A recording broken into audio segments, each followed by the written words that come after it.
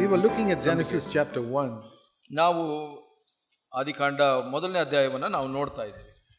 In Genesis chapter 1, we saw how when the highest angel fell, the whole earth became dark and empty and shapeless. Verse 2. ಒಂದು ಎರಡನೇ ವಚನದಲ್ಲಿ ನಾವು ನೋಡ್ತಾ ಇದ್ವು, ಆ ಒಂದು ಉತ್ತಮ ದೇವದೂತನು ಬಿದ್ದು ಹೇಗೆ ಇಲ್ಲಿ ಕತ್ತಲೆ ಬಂತು ಅಂತ. But see what happens immediately. ಅದರ ನಂತರ ಏನಾಯ್ತು ನೋಡಿ. Immediately. ಬಹಳ In the same verse. ಅದೇ ಒಂದು ವಚನದಲ್ಲಿ Immediately the Holy Spirit begins to move. ದೇವರ ಆತ್ಮನು ಜಲಸಮೂಹವಾಗಿ ಚಲಿಸುತ್ತಿತ್ತು ಅಂತ. And God begins to speak. Verse 3. ಮೂರನೇ ವಚನದಲ್ಲಿ ನಾವು ನೋಡ್ತೀವಿ, ದೇವರು ಮಾತನಾಡ್ತಾರೆ. That's the word of God. ಅದು ದೇವರ ವಾಕ್ಯ. Let there be light. ಬೆಳಕಾಗಲಿ So ಅಂತ. two things. ಇಲ್ಲಿ ಎರಡು ವಿಷಯ. The Holy Spirit begins to move. ಪವಿತ್ರಾತ್ಮನು ಚಲಿಸುತ್ತಿದ್ದನು. And the word of God went forth. ದೇವರ ವಾಕ್ಯವು ಮುಂದೆ ಹೋಯಿತು. ನಂತರ When did it happen? ಯಾವಾಗ ಆಯ್ತು? As soon as the earth became formless and void and dark. ಯಾವಾಗ ಭೂಮಿಯು ಕ್ರಮವಿಲ್ಲದು ಬರಿದಾಗಿ ಕತ್ತಲಾಯಿತು ಆವಾಗ. And then you read the rest of the chapter. ನಂತರ ಮುಂದಿನ ಆ ಅಧ್ಯಾಯದಲ್ಲಿ ಮುಂದಿನ ನೋಡ್ತೀವಿ. Little by little in 6 days. ಅಲ್ಲಿ ಸ್ವಲ್ಪ ಸ್ವಲ್ಪವಾಗಿ 6 ದಿವಸದಲ್ಲಿ the Lord made the earth beautiful again. ಕರ್ತನು ಆ ಭೂಮಿಯನ್ನ ಮತ್ತೆ ಸುಂದರವಾಗಿ ಮಾಡ್ತಾನೆ. There's a message in this. ಇದರಲ್ಲಿ ಒಂದು ಸಂದೇಶವಿದೆ. That when the devil comes and spoils things, ಸೈತಾನನು ಬಂದು ನಿಮ್ಮ ಜೀವಿತವನ್ನ ಹಾಳು ಮಾಡಿದಾಗ, like he did in the earth here, ಇಲ್ಲಿ ಭೂಮಿಯಲ್ಲಿ ಮಾಡಿದ ಹಾಗೆ immediately the Holy Spirit begins to work. ಬಹಳ ಬೇಗ ಪವಿತ್ರಾತ್ಮನು ಚಲಿಸುತ್ತಾನೆ. And the word of God goes forth. ದೇವರ ವಾಕ್ಯ ನಿಮ್ಮಲ್ಲಿ ಬರುತ್ತೆ. And changes the situation completely. ನಿಮ್ಮ ಪರಿಸ್ಥಿತಿಗಳನ್ನ ಪೂರ್ಣವಾಗಿ ಬದಲಾಯಿಸ್ತಾನೆ. And makes it so good that in the last verse God himself can say it is very good. Verse 31. 31ನೇ ವಚನದಲ್ಲಿ ನಾವು ನೋಡ್ತೇವೆ, ದೇವರು ಅದನ್ನ ಬದಲಾಯಿಸಿ ಅಲ್ಲಿ ಹೇಳಲ್ಪಟ್ಟಿದೆ, ಅದು ಬಹಳ ಸುಂದರವಾಗಿತ್ತು. What was very bad became very good. ಯಾವುದು ಕೆಟ್ಟದಾಗಿತ್ತು ಇಲ್ಲಿ ಒಳ್ಳೆದಾಯ್ತು. That is the message of the gospel. ಅದು ಈ ಒಂದು ಸುವಾರ್ತೆಯ ಒಂದು ಸಂದೇಶವಾಗಿದೆ ಇದು. What did the devil do on the earth? ಸೈತಾನನು ಏನು ಮಾಡಿದನು ಭೂಮಿಯ ಮೇಲೆ? He made the earth without shape. ಒಂದು ಆಕಾರವಿಲ್ಲದಂತೆ ಮಾಡಿದನು. And empty. ಅದನ್ನ ಬರಿದಾಗಿಸಿದನು. And dark. ಮತ್ತೆ ಕತ್ತಲು ಮಾಡಿದನು. And maybe that's what's happened to your life. ನಿಮ್ಮ ಜೀವಿತದಲ್ಲೂ ಕೂಡ ಹಾಗೆ ಆಗಿರಬಹುದು. You lost the image of God. ದೇವರ ಒಂದು ಸಾರೂಪ್ಯವನ್ನು ಕಳ್ಕೊಂಡ್ಬಿಟ್ಟಿದ್ದೀರಿ. Your life is empty. ನಿಮ್ಮ ಜೀವಿತ ಬರಿದಾಗಿರಬೇಕು. Dark. ಮತ್ತು ಕತ್ತಲಾಗಿರಬಹುದು. That's verse 2 describing your life. ನಿಮ್ಮ ಜೀವಿತದ ವಿವರಣೆ ಇದು. Here's the good news of the gospel. ಈ ಒಂದು ಸುವಾರ್ತೆಯ ಒಂದು ಸಂದೇಶ ಇದು. The Holy Spirit is already moving on you. ನಿಮ್ಮ ಜೀವಿತದ ಮೇಲೆ ಪವಿತ್ರಾತ್ಮನು ಚಲಿಸ್ತಾ ಇದ್ದಾನೆ. That's why you're in this meeting. ಅದಕ್ಕಾಗಿ ನೀವು ಈ ಕೂಟದಲ್ಲಿ ಬಂದಿದ್ದೀರಾ. If you did not have the prompting of the Holy Spirit, you would not even come to this meeting. ಪವಿತ್ರಾತ್ಮನು ನಿಮ್ಮ ಜೀವಿತದಲ್ಲಿ ಆ ಒಂದು ಪ್ರೇರೇಪಣೆ ಕೊಟ್ಟಿಲ್ಲ ಅಂದ್ರೆ ನೀವು ಇಲ್ಲಿ ಬರ್ತಾ ಇರಲಿಲ್ಲ. They wouldn't come here. They'd be doing something else. They'd be watching a movie or something. ನೀವು ಎಲ್ಲೋ ಸಿನಿಮಾ ನೋಡ್ಕೊಂಡು ಇನ್ನೆಲ್ಲೋ ಬೇರೆ ಕಡೆ ಇರ್ತಾ ಇದ್ದೀರಾ. But you came here. ನೀವು ಇಲ್ಲಿ ಬಂದಿದ್ದೀರಾ because the Spirit of God was moving to tell you something.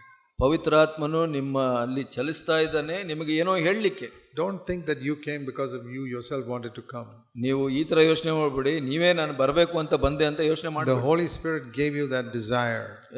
ಪವಿತ್ರಾತ್ಮನು ನಿಮಗೆ ಒಂದು ಆಶೆಯನ್ನು ಕೊಟ್ಟು. He is moving. ಆತನು ಚಲಿಸ್ತಾ ಇದ್ದಾನೆ. And not only the Holy Spirit but the word of God. ಪವಿತ್ರಾತ್ಮನು ಮಾತ್ರ ಅಲ್ಲ, ದೇವರ ವಾಕ್ಯ ಕೂಡ ಬರುತ್ತೆ. It says God said, verse 3. That is the word of God. ಮೂರನೇ ವಚನದಲ್ಲಿ ಆಗ ದೇವರು ಹೇಳಿದನು ಅಂತ ಹೇಳಿ. And that's what you're hearing now, the word of God. ಇಲ್ಲಿ ನಾವು ಕೇಳ್ತಾ ಇರೋದು ದೇವರ ವಾಕ್ಯ. Every one of those 6 days, ಆ ಒಂದು ಪ್ರತಿ 6 ದಿವಸಗಳಲ್ಲಿ the Holy Spirit moved and moved and moved. ಪವಿತ್ರಾತ್ಮನು ಚಲಿಸಿದನು. And every day God said something. ಪ್ರತಿ ದಿವಸ ದೇವರು ಏನೋ ಒಂದು ಹೇಳಿದನು. Verse 6, God said. ಮತ್ತೆ 6ನೇ ವಚನದಲ್ಲಿ ದೇವರು ಹೇಳಿದನು. Third day, verse 9, God said. ಮೂರನೇ ದಿವಸ ಕರ್ತನು ಹೇಳಿದ ದೇವರು ಹೇಳಿದನು. Fourth day, verse 14, God said. ನಾಲ್ಕನೇ ದಿವಸ 14ನೇ ವಚನದಲ್ಲಿ ದೇವರು ಹೇಳಿದನು. Fifth day, verse 20, God said. 20ನೇ ವಚನದಲ್ಲಿ ನಾವು ನೋಡ್ತೀವಿ 5ನೇ ದಿವಸ ದೇವರು ಮಾತಾಡಿದನು. Sixth day, verse 24, God said. 24ನೇ ವಚನದಲ್ಲಿ 6ನೇ ದಿವಸ ದೇವರು ಮಾತಾಡಿದನು. And again, verse 26, God said. ನಂತರ 26ರಲ್ಲಿ ನಾವು ನೋಡ್ತೀವಿ ದೇವರು ಹೇಳಿದನು.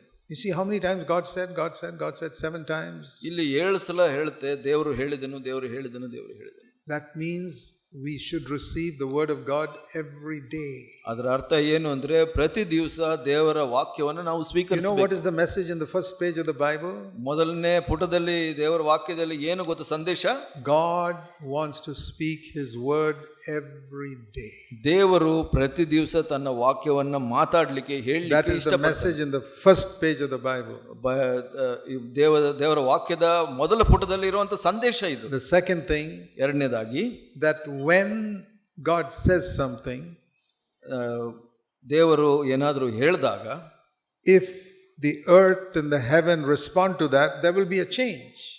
ಅಲ್ಲಿ ಒಂದು ಆ ಭೂಮಿ ಮತ್ತು ಆಕಾಶ ಅದಕ್ಕೆ ಪ್ರತಿಕ್ರಿಯೆ ಕೊಟ್ರೆ ಅಲ್ಲಿ ಬದಲಾವಣೆ ಬರುತ್ತೆ. See, God said, let there be light. ಅಲ್ಲಿ ಬೆಳಕಾಗ್ಲಿ ಅಂತ ದೇವರು ಹೇಳಿದ್ರು. Suddenly light came. ಅಲ್ಲಿ ಬೆಳಕು ಬೇಗ ಬಂತು. God said, let the heavens be separated from the earth. ಒಂದು ಆಕಾಶ ಭೂಮಿಯಿಂದ ಪ್ರತ್ಯೇಕವಾಗ್ಲಿ ಅಂತ. Second day. ಎರಡನೇ ದಿವಸ That happened. ಅದು ಆಯ್ತು. And then God said, let the dry land appear on the earth. ಆ ಭೂಮಿಯಲ್ಲಿ ಆ ಒಂದು ಒಣ ಪ್ರದೇಶ ಮೇಲೆ ಬರ್ಲಿ ಅಂತ. And let the trees and vegetables come up. ಆ ಒಂದು ಕಾಯಿ ಪಲ್ಯಗಳು ಮರಗಳು ಬರ್ಲಿ ಅಂತ. And it happened, verse 12. 12ನೇ ವಚನದಲ್ಲಿ ನಾವು ನೋಡ್ತೀವಿ ಅದು ಆಯ್ತು. And then God said, let there be a sun, moon in the earth, in the heavens. ಅಲ್ಲಿ ಆಕಾಶದಲ್ಲಿ ಆಕಾಶ ಮಂಡಲದಲ್ಲಿ ಚಂದ್ರ ಸೂರ್ಯರು ಬರ್ಲಿ. And it happened, verse 16. 16ನೇ ವಚನದಲ್ಲಿ ಅದು ಆಯ್ತು ಅದು. And the next day God said, let there be a lot of fish and birds, verse 20. 20ನೇ ವಚನದಲ್ಲಿ ನಾವು ನೋಡ್ತೀವಿ ಅಲ್ಲಿ ಜೀವ ಜಲಜಂತುಗಳು ಬರ್ಲಿ ಅಂತ ಅಂದ್ಬಿಟ್ಟು ಅದು ಆಯ್ತು. Always it happened. ಅದು ಯಾವಾಗಲೂ. And then in verse 24 God said, let there be animals on the earth. 24ನೇ ವಚನದಲ್ಲಿ ಅಲ್ಲಿ ಪಶು ಕ್ರಿಮಿಗಳು ಕಾಡು ಬರ್ಲಿ ಅದು ಆಯ್ತು. So that's the other thing we learn.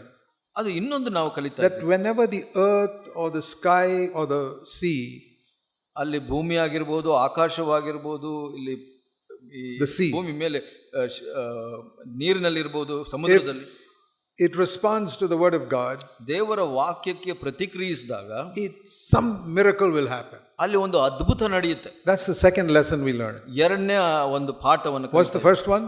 ಮೊದಲನೇದೇನು? Every day God wants to speak. ಮೊದಲನೇದಾಗಿ ಪ್ರತಿ ದಿವಸ ದೇವರು ಮಾತಾಡಲು in your life.